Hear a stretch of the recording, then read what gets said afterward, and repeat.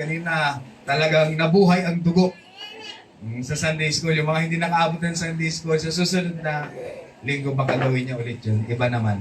Tumbling naman ang gawin. Amen. Praise God. Hallelujah. At ready na po ba tayo sa mensahe ng ating Panginoon? Praise the Lord. Hallelujah. Ginawa habang kagabi mga kapatid, ginagawa ko ito. Talagang nangangamba ko. Lord, paano ko ito execute? Lord, tulungan mo ako kasi yung binibigay ni Lord sa akin, parang ako mismo nahihirapan. Ano yung gagawin ng ating Panginoon? Paano yung flow? Paano yung kalalabasan ng mensahe? Pero dahil nga mga kapatid, hindi ko ito mensahe.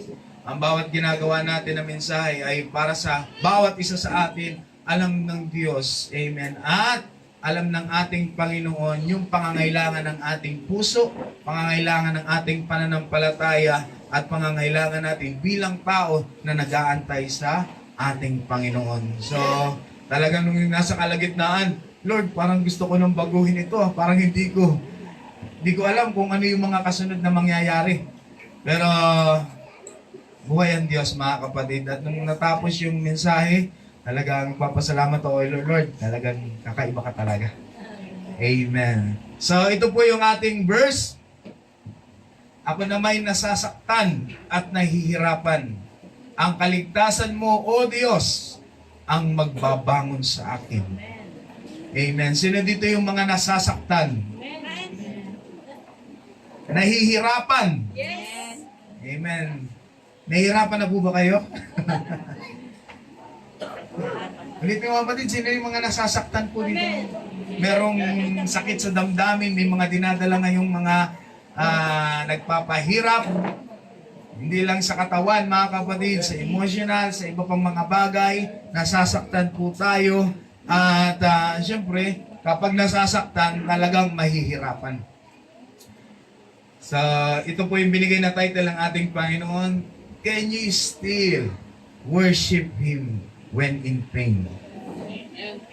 Amen? Kaya pa rin ba natin sambahin ang ating Panginoon sa kabila ng karamdaman? Sa kabila, mga kapatid, ng nasasaktan po tayo? Kaya ba natin, mga kapatid, gawin ang mga bagay na yan? Amen. Praise the Lord. Hindi kayo sure. Hindi ako naniniwala agad. Amen. Dahil maraming mananampalatayang nasaktan na umalis sa pananampalataya. Yan ang katunayan.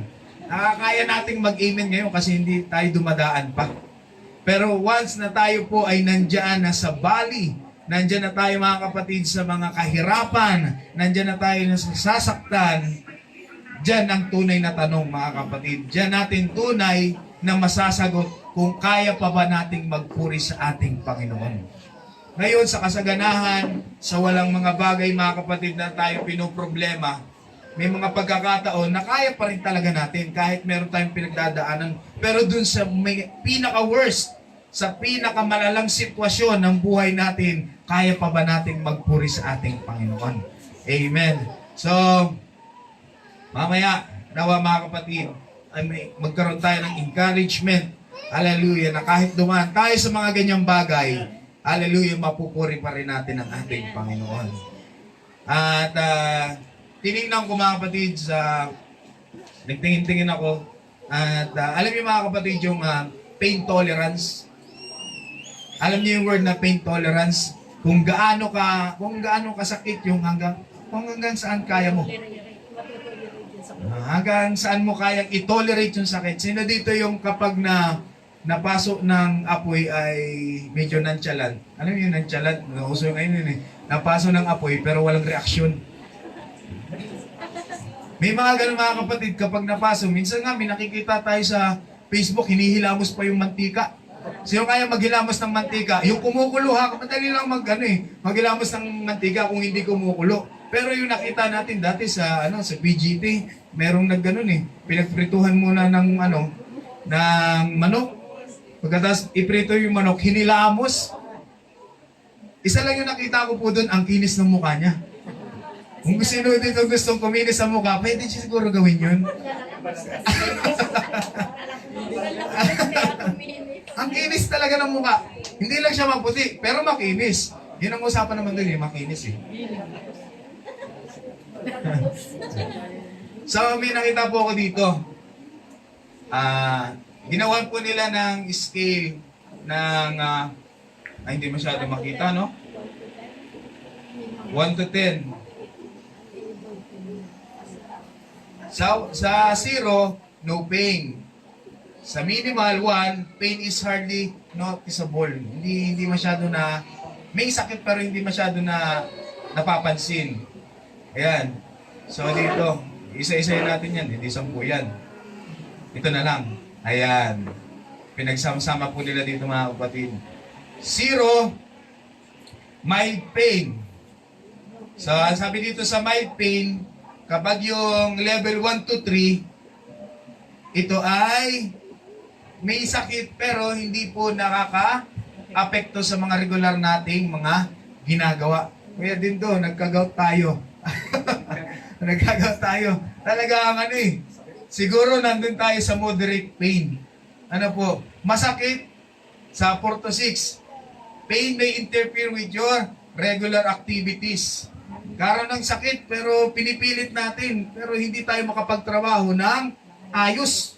No, hindi tayo makapagtrabaho ng normal kasi dito sa 1 to 3 may sakit mga kapatid pero nakakapagtrabaho pa rin tayo ng ayos. So yung 7 to 9, ito na mga kapatid yung hindi na talaga tayo makagawa. Talagang masakit na.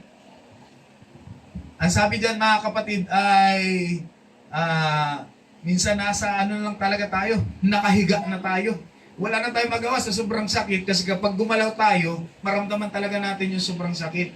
At yung 10, hindi talaga maipaliwanag. Sino yung nagkaroon ng ganyang karamdaman na hindi nyo na maipaliwanag, parang mamamatay na kayo, nasigaw na, mamamatay na yata ako. Sino nakaranas ng ganyan? Amen. Talagang habol hininga, lahat ng mga kapatid ng gawin natin na remedyo, hindi talaga tumatalab. Talagang parang, Lord, katapusan ko na ba? May mga anak pa ako, may pangarap pa ako. Lahat na, nagano ka na. Parang naglalaswil ka na sa sobrang sakit. Kinabukasan, okay na ulit. Lord, binabawi ko na pala. No, may mga ganyan mga sitwasyon po sa atin. Kaya, may tanong po ako mga kapatid. Kailangan ko ng participation. Ano yung worst physical in pain na ating sa atin bilang individual? Ano po yung ating mga naranasan? Ako yung pinakamasakit ko po talaga itong gout na ito. Nakakasura ito eh. Ito yung pinakamasakit ko mga kapatid. So yung iba, sa panganganak, ang sabi daw sa panganganak mga kapatid, kapares yan ng yung panganganak ng isang ina. Ito po ay parang binabali yung buto sa sobrang sakit. At ang sabi diyan mga kapatid ng study, merong ikahahalin tulad pero magkaiba. Pero halos ka-level niya yung kidney stone. Kapag meron kang kidney stone, sobrang sakit, ganun din. Pero syempre, magkaiba yung sa kidney yun eh. Ito talaga, pag nanganganak, yung talagang parang binabali yung nag-expand, talagang hindi normal yung katawan po mga kapatid. Kaya saludo po sa mga nanay. Amen. Mahal pa natin ang ating mga nanay. Bihingi tayo mamaya. Amen. So, saludo po talaga sa mga magulang, sa mga nanay na talagang 9 months. Amen. 9 months na dinala. Yung kanilang mga anak, pagluwal, pasaway. Maliit na, pasuway na. Ay, baby pa lang, nakasimangot na sa nanay. Pagkabigay ng nurse, na doon agad, nakasimangot na agad. Pambihirang bata ito. Tagal kitang daladala sa tiyan. Diba? Kasi, ang sabi nga po, yung mga nag-labor, yung mga nanay na nanganak, yung kagalakan nila, napapawi po yun eh. Napapawi pag nakita yung baby. Kaya siguro kahit nakasimangot po siguro, masaya pa rin tayo. Nakasimangot, pambihira to. Masama, hindi ka mukha ng magulang. Amen. Kanino ka ba pinaglihi? So, worst pain, meron po sa atin. Ano po yung mga, ano? Sakit ng ngipin, Pastor, yung baga, abot sa utak. Oo. Oo, nakakamatay din yan. Buti na lang, nabuhay ka pa, bro. Isang buwan. Talagang di ako pinatulog araw-araw. Oo. Talagang, Ano pa mga kapatid sa inyo po? Meron pa kayong may experience? May share pa kayo? Ha? Gout din. Ayun, talaga. Sama-sama Gout Association. Meron tayong association dito. Ano pa mga kapatid? Sino dito yung napako ang daliri? Napokpok. Mas masakit yung napako eh. Ako din. Ay, ikaw rin. Ito yung nagtatrabaho pa ako doon. Talagang yung ano, Talagang di ako nakabangon. ayan. Buti lang talaga si Brother Darwin, buhay pa. Mahal-mahal ka talaga ni Lord. Amen. So, kasunod mga kapatid, worst emotional pain. Sino dito mga kapatid talagang ano, hindi ka makatulog sa gabi sa kaiis.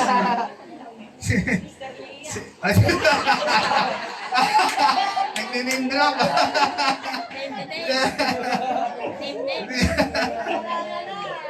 Minsan may mga pagkakataon po mga kapatid na hindi yung ano yung physical na sakit kaya pa nating indahin pero yung emotional mas mahirap po ito dito yung maraming naglilid sa sinasabing depression, anxiety na dumadating sa pagkakataon mga kapatid na winawakasan na nila ang kanilang buhay dahil sa sobrang sakit na nararamdaman nila. Di ba kaya nga may mga pagkakataon sabihin na paluin mo na lang ako kaysa pagsalitaan mo ako. Yes. Saktan mo na lang ako kaysa ako ay saktan ang damdamin. Kasi minsan, sabi nga ng Biblia, di ba? Yung dila, mas mano ito eh. Mas matalas po ito. Amen. Kaya biblical po yan, mga kapatid. May mga pagkakataon. Meron nga akong tita. Yung dalawa kong tita, mga kapatid. Ano yun? Kilala nyo yun? Yung iba dito, kilala nyo yun? Yung isa kong tita, yun talaga ay brutal, physical yun. Pag nag-aaway yung dalawa, magkapatid, nag-aaway, physical yung isa, talagang hampas, palo. Yung isa naman, dahil nga bunso, ano naman salita mga kapatid, masakit daw magsalita, kaya yung ate hindi na minsan nag-iimik kasi mas masakit daw yung salita kaysa sa palo mga kapatid. So sa atin, may mga pagkakataon po, no? Sa buhay po natin na nakakaranas po tayo ng mga ganitong bagay. Amen. At yung mga physical and yung ating emotional pain, nagdadala po yan ng mga traces o may mga bakas sa atin mga kapatid. Pag physical, meron tayong mga sugat-sugat. Ako, meron ako sugat po dito kasi mabait akong bata nun eh. Meron ako dito. Balat. May balat mga kapatid at ang pinakamahirap na bakas mga kapatid ay sa puso, sa emosyonal mga kapatid. Yan yung hinahunt tayo ng mga bagay na yan. Kaya sabi nga, sometimes our traumas hunt us back. Yes. Yung mga trauma natin minsan bumabalik yan eh. Tayo ay nililigaw-ligahon pa mali. Yung nakaraan po natin, ibabalik po yan. At yung mga pinagdadaanan natin sa buhay na ito, yung pain na meron tayo, physical, yung emotional pain na meron po tayo, ay meron din po nan sa pananampalataya. Meron din po mga bagay na tayo po ay nasasaktan sa pananampalataya. Minsan nga may mga pagkakataon na nagtatanong tayo sa ating Panginoon. Minsan may mga pagkakataon na hindi natin maunawaan yung proseso ng ating Panginoon, yung sitwasyon na kinalalagyan natin, yung plano ng ating Panginoon sa buhay po natin. Maraming tao na nagtatanong pagkatapos, mga kapatid, ng kanilang dalamhati at sakit. Alam niyo mga kapatid, ang tinatanong ng mga taong ito, meron ba talagang Diyos? Tama? Sino yung dumating sa punto ng buhay nila na nagtanong na sila sa ating Panginoon, meron ba talagang Diyos? Kasi nasaktan tayo eh. Yun yung mahirap dyan eh. Kapag nasasaktan po tayo, dumadalangin tayo sa ating Panginoon. Yes, meron po tayong connection sa ating Panginoon. Kilala natin ang tunay na Diyos. Pero dumadating pa rin po sa punto ng buhay ng isang mananampalataya, ng isang tao na nagtatanong pa rin siya kung meron ba talagang Diyos. Amen? Dahil kung merong Diyos, bakit niya hinayaan na mangyari ang mga bagay na nagdala sa atin ng dalamhati? No? Kung merong Diyos, bakit nangyari yung mga bagay na hindi natin ikasasaya sa buhay natin? Kasi akala natin ang pananampalataya, di ba, ini-introduce yung pananampalataya sa atin na magalak, may kagalakan. Meron nandyan yung kasiyahan. Nandyan po yung celebration. Pero bakit merong sakit, merong dalamhati? May mga ganyang bagay, may mga brokenness sa atin na nagdadala sa atin, na naglilid sa atin mga kapatid, na magkaroon tayo ng doubt, ng pag-agam-agam sa ating Panginoon kung siya ba ay talagang tunay at meron. Sometimes those scenarios create doubts. Sino dyan mga kapatid na nagkaroon talaga kayo ng doubts sa inyong mga puso na meron ba talagang Diyos? Amen. Sa tinagal ko ng mananampalataya, oo, alam kong merong Diyos, nararamdaman ko ang presensya niya, pero bakit sa ganitong sitwasyon, bakit parang walang Diyos? Amen. Dumadating tayo sa ganyang pagkakataon mga kapatid. Okay naman yung relasyon ko. Nagsisimba naman ako. Nandiyan naman yung pagpupursigi ko. Pero bakit sa ganitong sitwasyon na mas kailangan ko ang ating Panginoon, bakit parang wala siya? Baka wala talagang Diyos. Baka hindi talaga tunay yung sinasamba ko. Baka hindi talaga tunay yung sinasabi ng pastor. Baka hindi talaga tunay yung patotoo ng mga kapatiran dyan. Baka niloloko lang nila ako. Meron ba talagang Diyos?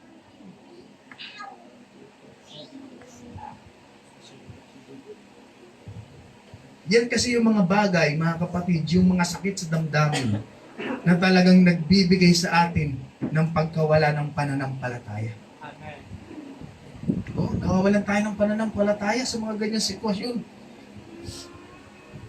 Alam niyo, hindi lang tayo nakaranas nan. Maging sa Biblia, may record ng ganyan. Na dumadating sa pagkakataon sa kanilang buhay, bagamat kilala nilang Diyos, nakita po nila ang mga himala, ang mga ginawang kapangyarihan ng ating Panginoon, mga kababalaghan na ginawa ng ating Panginoon. Nandyan na, kitang-kita nila, sa panahon nila, nakikita nila si Jesucristo na kumikilos. Pero bakit dumadating sa pagkakataon, sa punto ng isang mananampalataya, na kahit kilala nila at alam nila na merong Diyos, nagtatanong pa rin sila, meron ba talagang Diyos?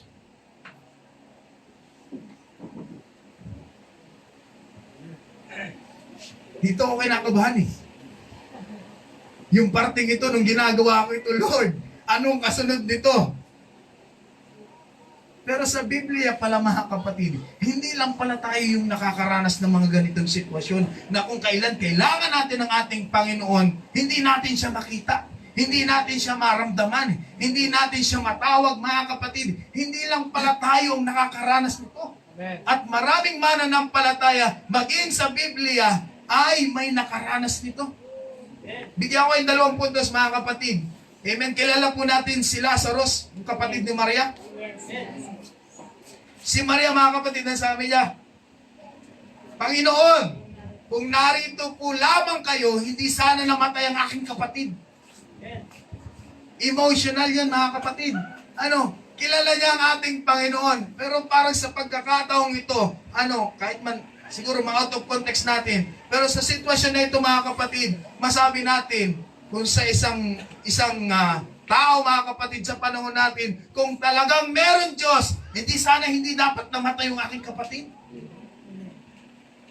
Di ba maraming senaryong ganyan sa buhay po natin na nawawala yung kanilang pananampalataya, yung paniniwala nila sa ating Panginoon dahil may bagay sa kanila na mahalaga na nawala.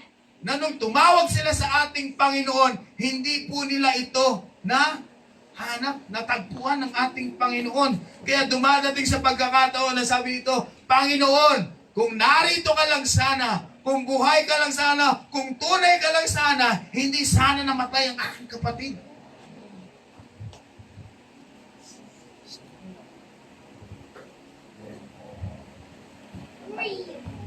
Si Lazaro.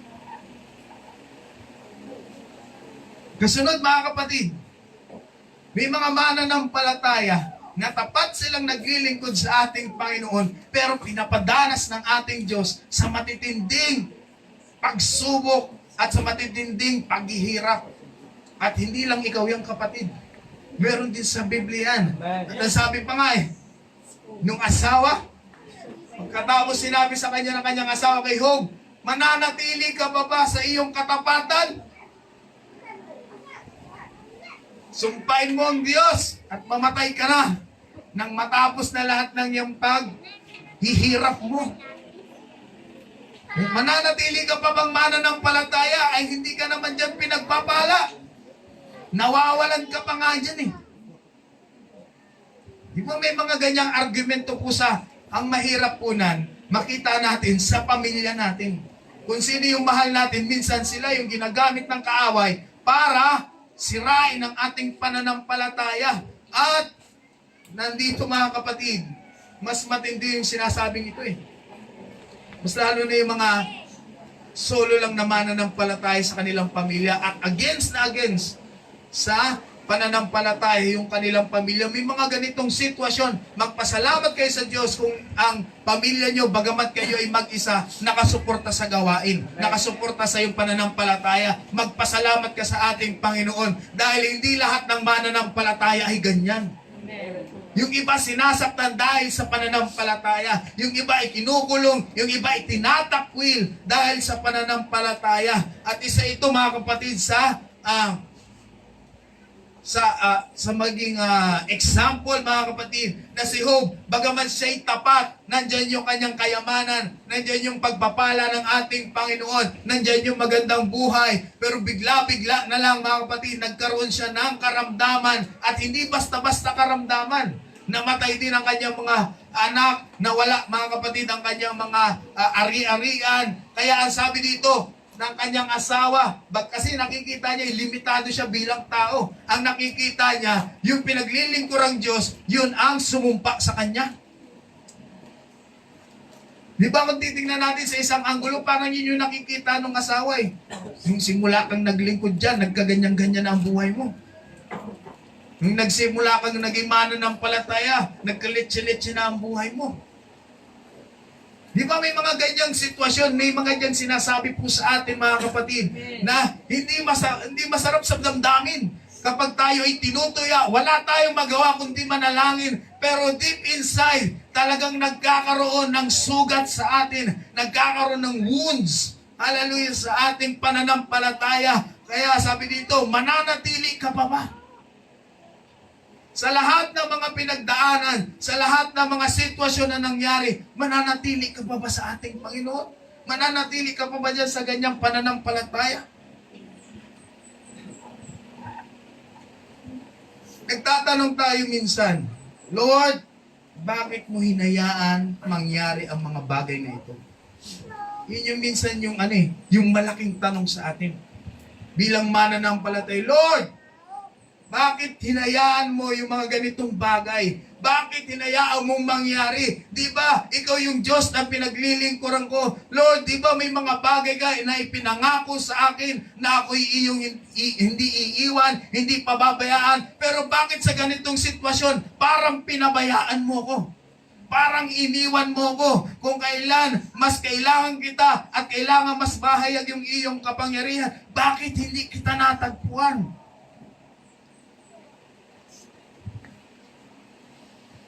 Ang hirap isipin, no?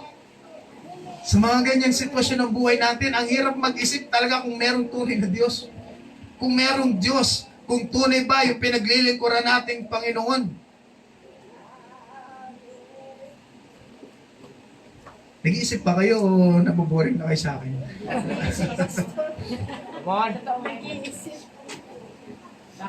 Ilagay nyo yung senaryo nyo mga kapatid. Lagay nyo lang, for a second, Ilagay niyo yung senaryo ng buhay niyo na nandyan, lahat nawala.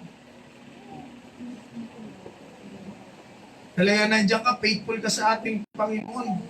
Lahat ng kaya mong gawin para sa gawain, para sa ating Panginoon, ginawa mo na. Pero nung isang beses ka lang humiling sa ating Panginoon, hindi ka pa pinagbigyan. At dahil sa bagay na hindi ka pinagbigyan, nagalit sa iyo yung mga nasa paligid mo. Maging yung mga mahal mo sa buhay ay nagalit sa iyo. Kaya nagtatanong ka, Lord, bakit pinayaan mo? Bakit nangyari sa akin to? Pero, ito mga kapatid, dito, ang tagal ko dito mga kapatid. Yung part nitong preaching na ito, ang tagal ko dito kasi hindi ko alam kung anong kasunod. Talagang nagpipray ako sa Panginoon, Lord, anong sagot dito? Kasi maging ako, nahihirapan akong sagutin yung bagay na ito. Amen. Ayaw ko namang dumaan ako sa pinakamahirap para malaman ko yung sagot. Pwede namang ibigay ni Lord eh. Amen. Pero maraming mga tao na dumaan dyan na nagkaroon sila ng kasagutan. Yes. At ito mga kapatid yung isa. Sometimes, we have to lose something precious in order to gain something priceless. Hallelujah. May mga bagay sa buhay po natin na inaalaw ng ating Panginoon na mawala sa atin. May mga bagay po sa buhay natin, mga kapatid, na pinapadaan talaga tayo ng ating Panginoon para masaktan tayo, para magkaroon tayo ng wounds, mga kapatid. Dahil kung wala tayong mga ganyang bagay, kung hindi natin tatanggalin sa ating buhay, kung hindi mawawala sa ating buhay, hindi natin makakamtan ang biyaya ng ating Panginoon. Hallelujah. O masakit mawalan. Sino dito mga kapatid na nawala na? Amen. Masakit mawalan. Masakit sa pakiramdam na lahat ng iyong pinagpaguran ay nawala. Masakit na nawalan tayo ng mahal sa buhay. Masakit sa damdamin na may mga inaalis na tao sa buhay natin. Masakit mga kapatid na hindi dinidinig ang iyong panalangin. Pero kapatid, hallelujah, kung nasasaktan ka man, kung may mga iyak ka man na nararamdaman, mga kapatid, sa iyong mga pinagdaraan ng sitwasyon, kapatid, ito lang yung sasabihin ko sa iyo. Hallelujah. Hayaan mo ang ating Panginoon na kumilos. Amen. Sometimes the process is very painful. Minsan hindi kaya natin i-handle ito ng ating sarili. Kaya kailangan pa rin natin ang ating Panginoon. Hindi man natin maramdaman, hindi man natin makita ang pagkilos ng ating Panginoon. Ang gusto lang ng Diyos ay magtiwala pa rin tayo sa ating Panginoon dahil nasa proseso po tayo. Amen. Yes. Masasakit ang proseso, mga kapatid. Sa pananampalataya, hindi natin alam kung paano kukilos ang ating Panginoon. Mga clueless na bagay, mga clueless na sitwasyon, mga kapatid. Ang alam lang natin, nasasaktan tayo. Ang alam lang natin, may nawala sa atin. Ang alam lang natin, may lumayo sa atin. Pero hindi natin alam yung mga kasunod na sitwasyon. Pero ito lang, mga kapatid, magtiwala pa rin tayo sa ating Panginoon. Masakit man magtiwala sa tao, pero sa ating Panginoon, hallelujah, hindi ka bibiguin ng ating Diyos, mga kapatid.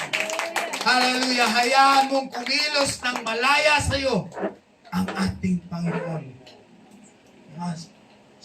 Hindi mo naiintindihan ngayon kung ano ang ginagawa ko. Subalit, pagkatapos ng mga ito, ay maiintindihan mo rin. Ganyan kapag kumilos ang ating Panginoon, hindi natin ngayon in present nakikita ang kayang gawin ng ating Panginoon. Hindi natin in present nakikita ang mga sitwasyon na inilalaan sa atin ng ating Panginoon. Sa atin, nasasaktan lang tayo, nahihirapan lang tayo. Pero ang ating Panginoon ay merong magandang plano sa buhay natin na hindi natin ikasasama, kundi ikabubuti. Yung plano ng ating Panginoon ang maghahatid sa atin sa isang pag-asa na galing sa ating Panginoon. Yes, Lord.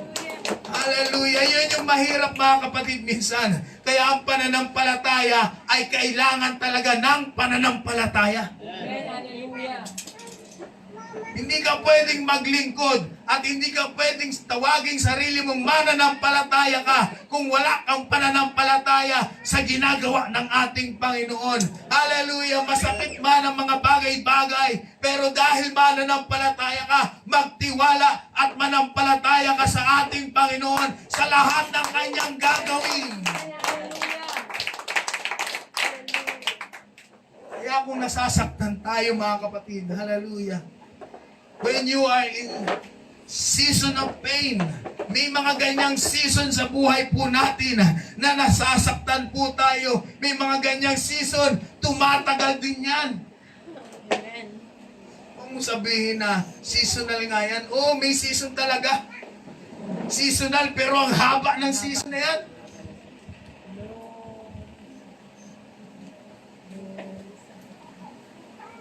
May season of process. At depende sa pinoproseso mo. Kung gaano kahaba yung process na yan. Amen. Yung season of pain, hallelujah, kahit nandiyan kasi na dito nasa season of pain ngayon. Na nasasaktan po tayo ngayon.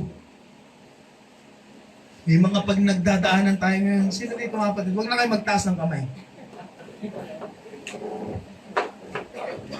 May mga pinagdadaanan po tayo sa ating buhay. May pakikipagbunok tayo. We are battling mga kapatid, hallelujah, hindi sa mga bagay na nakikita, kundi sa pananampalataya o sa anumang pagtatapat na ginagawa natin sa ating Panginoon. Hallelujah. Sa ganyang pagkakataon, alam nyo mga kapatid, minsan yung season na yan, yung season of waiting, ay nagbibigay din sa atin ng sakit. Yes. Nagbibigay din sa atin ng scars. Nagbibigay sa atin ng wounds. Hallelujah. Yung season of pain, kapag nandyan po tayo, hallelujah, huwag kang manatiling nasasaktan. Hallelujah, masakit man ang mga sitwasyon, pero huwag kang manatiling nasasaktan at naglulugmok sa iyong sarili na parang walang Diyos na tutulong po sa inyo. In season of pain, turn that pain into worship. Hallelujah. In season of pain, turn that pain into thanksgiving. In season of pain, turn that pain into celebration. Amen. Hallelujah. Mahirap umawit habang nasasaktan. Mahirap umawit mga kapatid habang meron tayong daladala. Mahirap umawit mga kapatid kapag hindi we are unsure sa ating mga sitwasyon sa buhay. Mahirap magpuri habang meron po tayong dinadamdama. Mahirap umawit kapag tayo ay nawawala na ng pag-asa. Pero ito lang yung ipapayo ko sa iyo kapatid. Mas masarap umiyak sa ating Panginoon kaysa umiyak sa labis na kalungkutan, sa labis na kadamdaman mga kapatid. Nasasaktan tayo. Mas masarap umiyak sa ating Panginoon. Minsan kasi may mga taong iyak nang iyak. Pero lagyan mo mga kapatid ng purpose yung pag-iyak mo. Amen. Itama mo yung purpose ng pag-iyak mo mga kapatid. Baka yung pag-iyak mo ay maghantong sa sa kamatayan. Pero kung pag-iiyak ka sa ating Panginoon, hallelujah, hantong ka sa buhay at kagalakan mga kapatid. Hallelujah, mas masarap iiyak sa ating Panginoon ang mga pinagdaraanan natin sa ating buhay. Amen. Amen. Amen. Hallelujah. Hindi kasi tayo marunong umiyak minsan. At hindi natin alam kung kanito tayo iiyak. Pero ito yung pinakamagandang payo mga kapatid. Hallelujah, meron tayong kilalang Diyos. Hallelujah, na handang tumulong sa ating damdamin. Hallelujah, kapag nasasaktan. Hallelujah, kapag merong pain, merong troubles, may brokenness, nandyan ang ating Panginoon. Hallelujah, na tutulong po sa atin. Amen. Lord. Hallelujah. Kaya, yung mga nagtatapang-tapangan dyan, nagtitigas-tigasan dyan, mas lalo ka lang mahihirapan. Amen. Yes. Amen. Hallelujah. yung mga problema mo sa buhay, yung mga pinagdaraanan mo, yung brokenness na meron ka, yung pain na meron ka, hallelujah, kung gusto mong mawala yung mga bagay na yan, yes, years, hallelujah, na dinadala mo yung mga ganyang sakit, yung mga ganyang damdamin, hallelujah, ito yung pagkakataon, hallelujah, na lumuhod ka sa ating Panginoon para mawala yung mga ganyang bagay at hindi mo na maramdaman ang sakit, hallelujah, ng kahapon, na sakit ng mga pinagdaanan po natin. Ibigay mo lahat yan sa ating Panginoon. Hallelujah. Hallelujah. Lord. Yes. Huwag ka nang magmatigas. Amen. Hindi mo kaya yan bilang ikaw lang sa iyong sarili. Yes. Amen. Akala mo ba malakas ka? Darating sa panahon na mabibreak ka. Darating sa darating sa panahon na matutumba ka. Darating sa panahon na mag-isa ka na lang. Darating sa panahon na parang wala bang tumutulong sa iyo. Darating sa panahon, hallelujah, na wala ka nang maisip na lalapitan. Hallelujah, ito yung panahon at ito yung payo ko sa iyo, kapatid. Ilapit mo ang lahat sa ating Panginoon dahil ang ating Panginoon, hallelujah, ay kumakalinga po sa atin. Yes. Praise the Lord. Iiyak mo lang yan. Hallelujah, huwag kang mahiya sa ating Panginoon na umiyak. Mas gusto nga niya yan eh. Sabi ng Biblia, the Lord is near to those who have broken-hearted. Amen. Yung may mga broken, mga kapatid, na puso, may mga broken na damdamin, yung may mga missing pieces, mga kapatid, na hinahanap, yan po ang ating Panginoon na kailangan po natin nalapitan para buuin tayo ng ating Panginoon. Umiyak man tayo ng umiyak po tayo para sa ating Panginoon, mga kapatid. Yung mga pinagdaraanan po natin, hindi po yan magtatagal kung ibibigay natin yan sa ating Panginoon. Kung tumatagal na sa isip mo, mga kapatid, parang ang tagal na nitong dinadala ko Baka ikaw lang yung nagdadala, hindi mo sinasama si Lord. Walang mahirap na problema sa ating Panginoon. Amen. Hallelujah. Lahat ay kayang solusyonan ng ating Hallelujah. Panginoon, mga kapatid. In one problem, God has 99 answers. Amen. Hallelujah. Ganyan ang ating Panginoon. Hallelujah. Ikaw ang magsasawang mamili kung anong kasagutan ang sa iyong problema ang gagawin po ng ating Panginoon. At mas lalo na, siya ang nakakaalam ng pinakamagandang sagot sa iyong nararamdaman. Yes. Lord. Hallelujah. Praise the Lord. Kaya sabi ng Biblia, pag-iyak ay nagtatagal ng magdamag. Ngunit kagalakan ay dumarating sa hinaumaga. Sa umaga. Amen. At pagkatapos na kayo magdusa ng sandaling panahon, kahit mahaba yan, mga kapatid, kapag ibinigay mo yan sa ating Panginoon, parang sandali lang ang nangyari. Amen. Hallelujah. Yung pain na meron ka sa iyong puso, mga kapatid, parang dapat pala noon ko pa ibinigay ito sa ating Panginoon. Dapat pala, nung una ko palang naramdaman yung sakit na ito, ibinigay ko na agad sa ating Panginoon. Pero no matter what, hallelujah, kung gaano man katagal o gaano man kaikli yung mga bagay na nagpapahirap sa iyo, kapag ibinigay mo yan sa ating Panginoon, parang saglit lang. Hallelujah. Dahil nandyan yung comfort ng ating Panginoon. May mga pagkakataon po kasi, mga kapatid, minsan may pain. Yes, nasolusyonan natin, pero hindi pa buo. Hindi satisfy. Hallelujah. Walang satisfaction. Hindi tayo nasasatisfy sa mga bagay na ginawa nating solusyon. Parang gamot kabayo.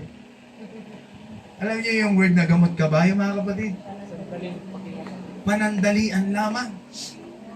Kaya maraming mga bagay, mga kapatid, maraming mga tao na nahuhumaling sa bisyo kasi mga panandali ang saya. May problema sila, imbis na lumapit sa ating Panginoon, lumapit sa alak. Lumapit sa bisyo. Hindi yan magtatanggal ng yung problema, magdadagdag lang yan. Amen. Magkano isang bote? Gin. Oh, walang bigay brother yun. ah. Red horse na po. Red horse, oh. Alam ko di, yung yung long neck. 95. Teka lang. Parang lumalabas ngayon ah. Yung mga ganyang sitwasyon mga kapatid. Amen. Narinig ko siya. Wala na nga makain. Wala na nga mga kapatid, wala na nga.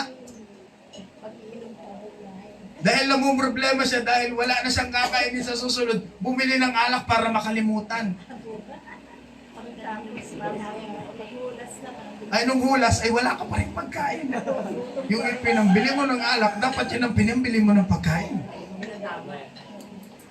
Yun nga lang, mga kapatid, hindi yan maisip ng mga tao na walang Diyos sa kanilang puso. Amen. Salamat, hallelujah. Mapalad ang bawat isa sa atin na mayroong Diyos, hallelujah, na concern sa bawat isa sa atin, mga kapatid.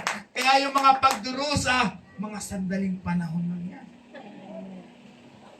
Ang Diyos ng buong biyaya na sa inyong tumawag tungo sa kanyang walang hanggang kalwalatian kay Kristo ay siya ring magpapanumbalik, magpapatibay, at magpapalakas sa inyo. Thank you, Lord. Hallelujah!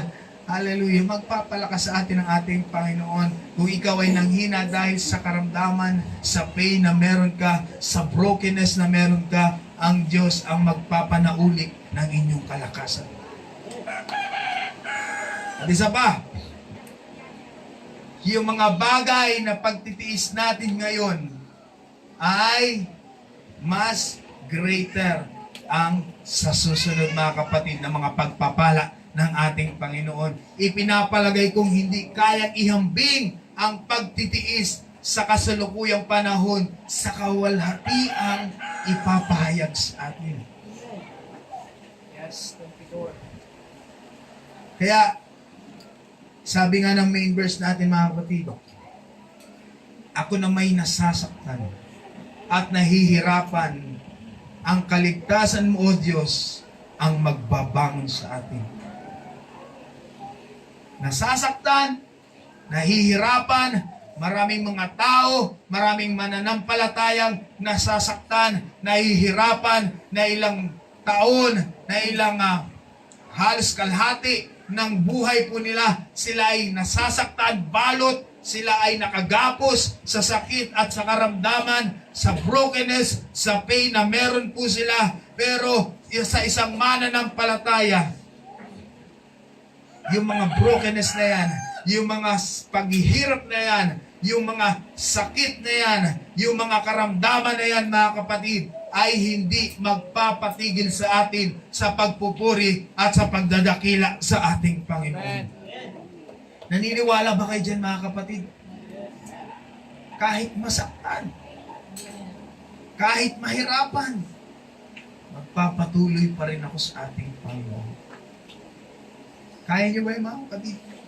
Amen. Amen, Lord. Panalangin natin, Lord.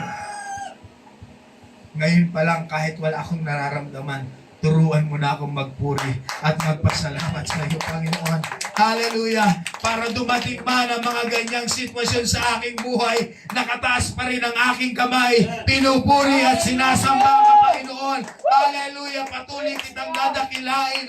Kaya sabi po dito sa kasunod na verse, bagaman siya'y nasasaktan, nahihirapan, pupurihin ko ang Panginoon, ang pangalan ng Panginoon, at aawitin, dadakilain siya ng may pagpapasalamat. Yes. Hallelujah, hallelujah. Lord. Nasasaktan man tayo, pero matuto tayong magpuri pa rin sa ating Panginoon. Find a reason to worship God. Hallelujah. Gumanap ka ng mga bagay na rason. Hallelujah. Para sambahin mo ang ating Panginoon. Dahil kung hindi ka nahanap ng bagay, mga reason para sambahin ang ating Panginoon, what for? Para saan pa? Yung pagpalakpak mo, babagsak din ang pananampalataya. Pero kung lagi natin, hallelujah, hahanap tayo ng mga bagay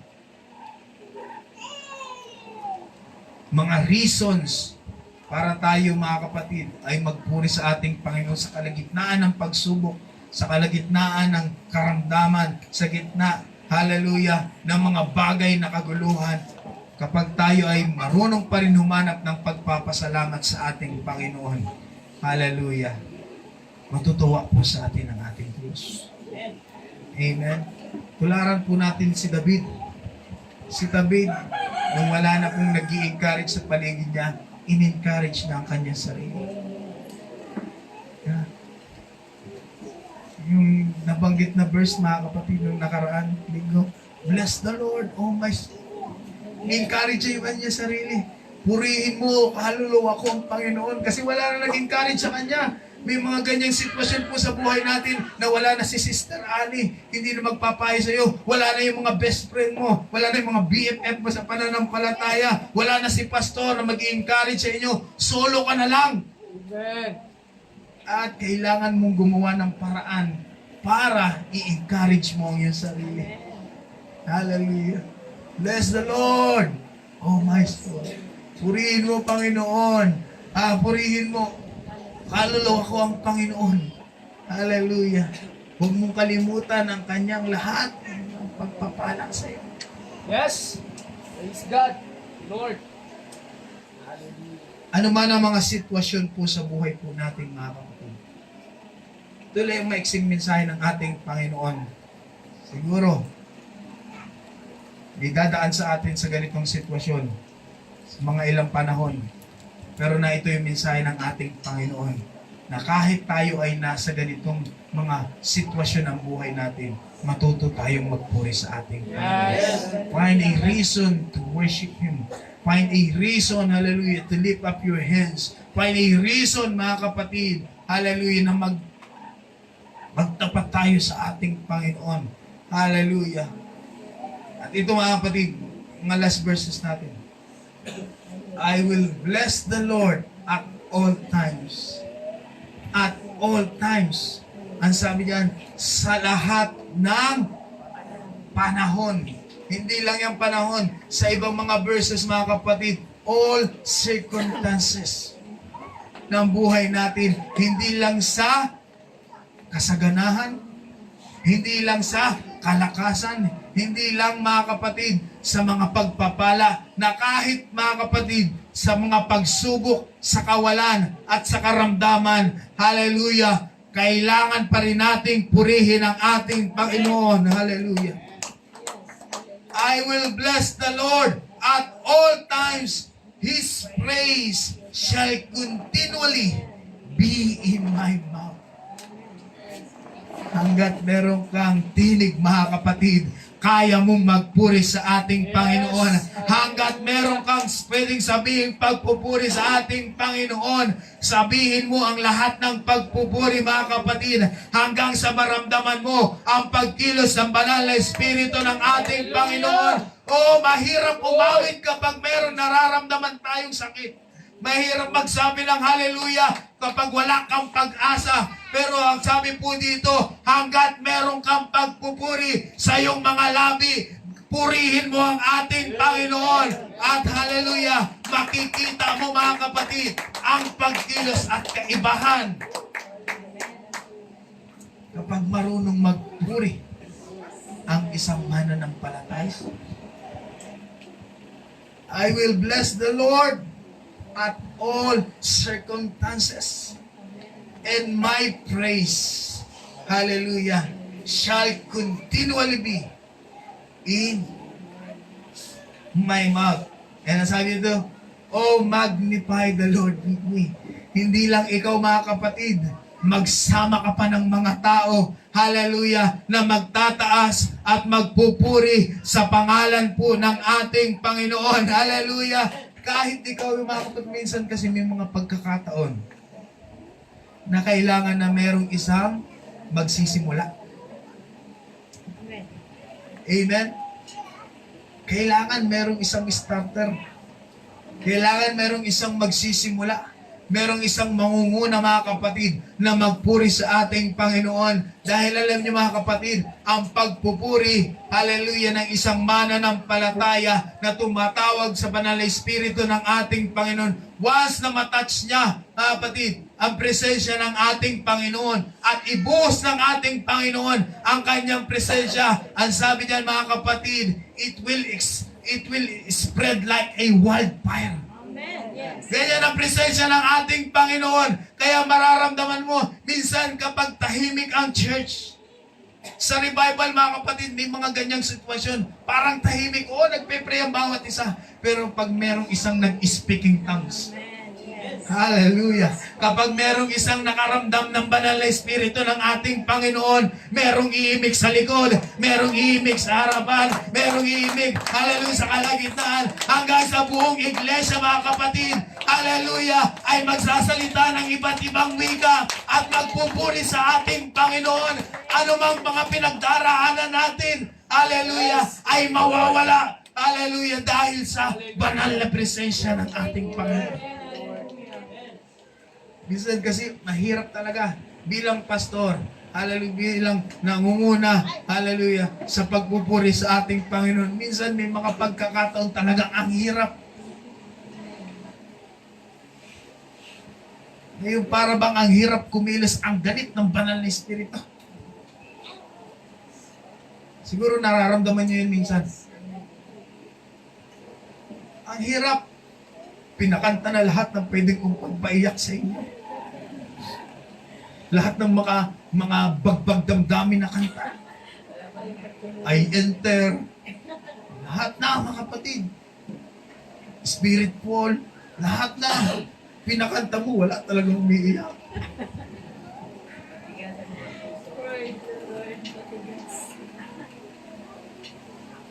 Ito lang mga kapatid, yung natutunan ko sa mga bagay na yan. Kapag walang umiimik, tumahimik. Dahil hindi taong nagbibigay ng banal na Espiritu. Kapag merong hinawakan ng ating Panginoon na puso, hallelujah, na tunay na lumalapit sa ating Panginoon. Kapag tahimik yan at merong isang taong pinuspos, isang mananampalatayang pinuspos ang ating Panginoon, hallelujah, mararamdaman mo ang kapangyarihan ng ating Panginoon, hallelujah, na iniisa-isa ang bawat mananampalataya at maya-maya sama-sama na nagbuburi ang lahat ng mga mananampalataya. Maraming factors mga kapatid kung bakit minsan parang ang tahimik. Maraming factors mga kapatid kaya minsan parang may mga pagkakataon na parang ang hirap.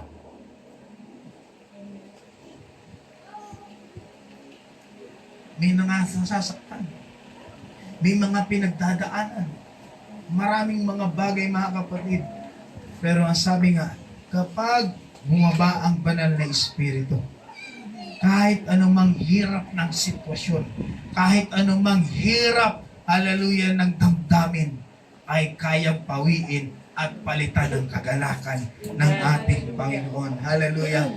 Kaya, no matter what the situation is, I will praise the Lord. Hallelujah. Purihin natin ang ating Panginoon.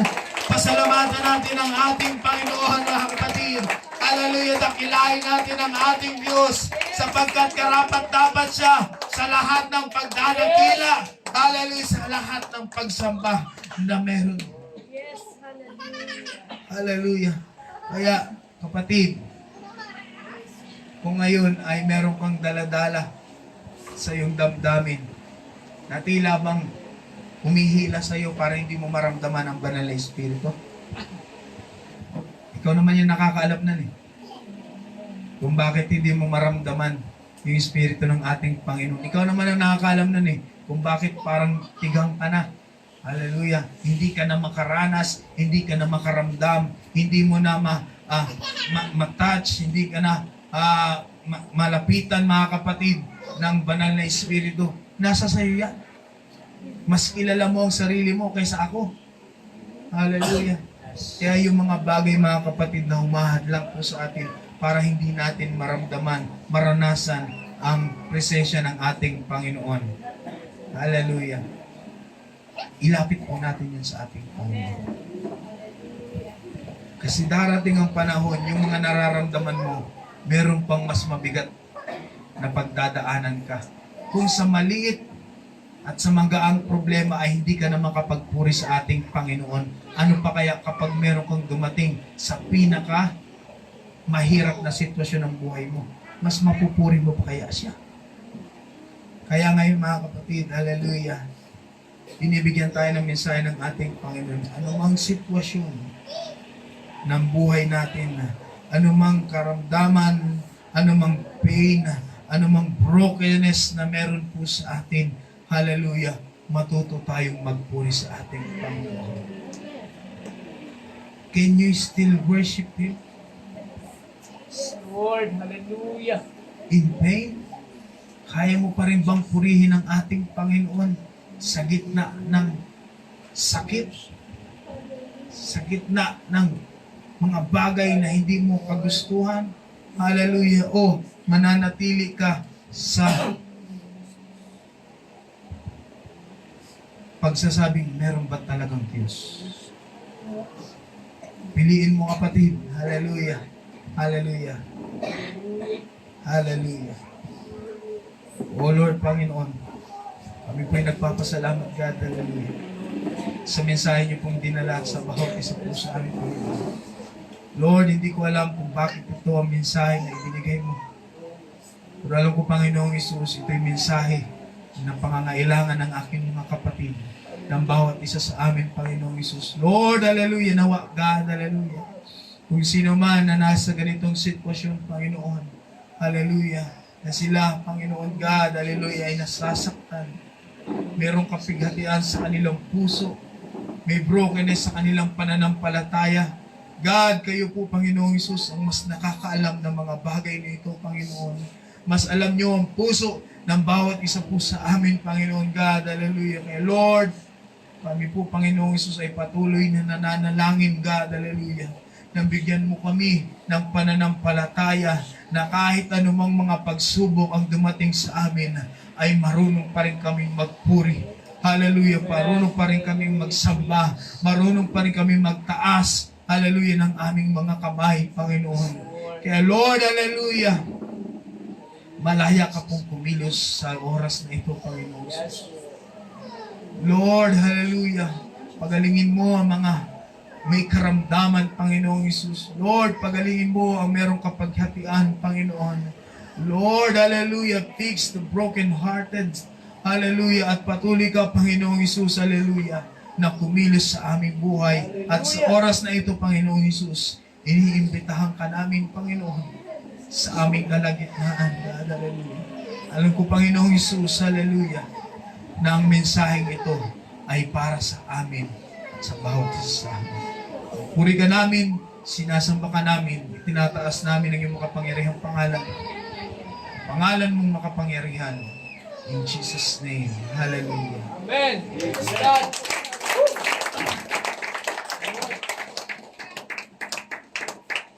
Hallelujah.